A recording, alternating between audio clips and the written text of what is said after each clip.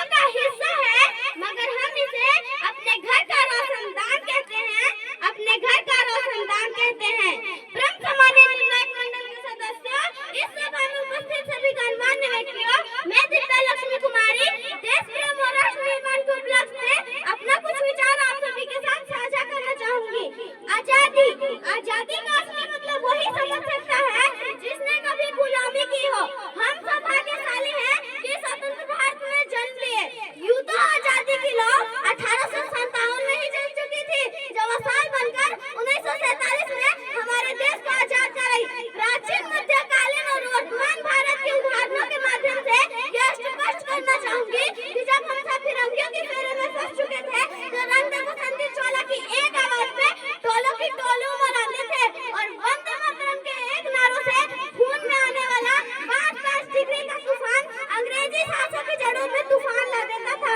तब लोग मर जाते थे, मिट जाते थे, फांसी चढ़ जाते थे, तो वो भी अपनी देशभक्ति साबित कर रहे होते थे, क्योंकि उस दौर की देशभक्ति की कसौटी थी। और 62, 65 और 71 के युगों में अपना सुहाग गवा देने वाली वो महिला जब घर के हालात ये हो जाया करते थे कि प्यार से भरपूर गया, मांग का सिंदूर गया, नन्हे नानी हालों की लंगोटियां चली गई, छोटी छोटी बेटियों की चोटियां चली गई, बाप की कमाई गई, भाई की पढ़ाई गई, ऐसा ही विस्फोट हुआ पता ही चला नहीं, पूरी जिस्म की कटोटियां चली गई। आपके लिए तो एक आदमी मरा है साहब, किंतु मेरे घर की तो रोटियां चली गई, किंतु मेरे घर की तो रोटियां चली गई। वाले हालात पैदा हो जाने के बावजूद भी एक माँ अपने बेटों को सरहदों पे दुश्मनों की धज्जियां उड़ाने के लिए भेज देती थी और पत्र लिखा करके भेजा करती थी कि अम्मा ने खत लिखा है बड़ी ही चाव से, अम्मा ने खत लिखा है बड़ी ही चाव से, पुत्र मेरा न घबरा जाना, 1 इंच भी पीछे न हटना, चाहे इंच कर जाना,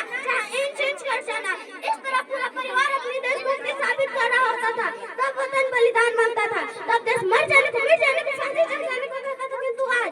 आज देश लड़ जाने को नहीं कहता, आज देश मर जाने को, मिट जाने को, फांसी चढ़ जाने को नहीं कहता, बल्कि मेरे विचार में यदि कोई व्यक्ति अपने काम पूरी ईमानदारी, पूरे मेहनत और पूरे लगन से करे ना, वही सबसे बड़ा देशभक्ति है। मैं नहीं मानती कि फेसबुक और व्हाट्सएप की डीपी को 3 रंग में रंगना ही देशभक्ति है, और यदि आप कहेंगे कि साल में 2 बार हाथ में तिरंगा ले लेना देशभक्ति है, तो मैं पूछना चाहूंगी कि फुटपाथ में रहने वाला वो बच्चा ट्रैफिक की छांव में नंगे पांव में जब तिरंगा बेच रहा होता है, तो क्या आप उसे देशभक्ति कहेंगे? नहीं, ये उसकी देशभक्ति नहीं, ये उसके पेट की भूख की शक्ति है जो उसे ऐसा करने पर मजबूर करती है। क्योंकि ना मस्जिद को जानते हैं, ना दीवालों को जानते हैं, ना मस्जिद को जानते हैं, ना दीवालों को जानते हैं। जो पेट के भूखे होते हैं ना, वो सिर्फ भोजन के निवालों को जानते हैं, वो सिर्फ भोजन के निवालों को जानते हैं।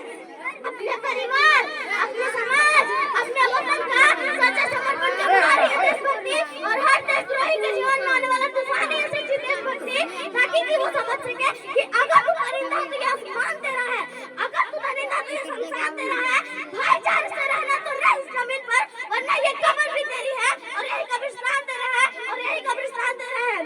लेकिन एक देशद्रोही से ज्यादा हमारी सच्ची देशभक्ति तब बात होती है जब एक बेटा अपने बूढ़े माँ बाप को उठाकर के चौखट तक छोड़ाता है। कराती है वो देशभक्ति जब मुसीबत में फंसे लोगों की जान बचाने से ज्यादा हम सेल्फी लेकर अपने लाइफ बढ़ाने में लगे रहते हैं। आज इस दौर में वही बात जिसके कंधे के ऊपर जिम्मेदारी थी अपने देश, अपने समाज, अपने राष्ट्र के साथ को बांधे रखने की, वही बात 4x4 इंच की छोटी स्क्रीन पर अपनी कोमल उंगलियों के घस माथों से अपनी भावनाओं की इमोजी भेज रहा है। 4 बटन रोज का काम मेरा रोजगार, भारत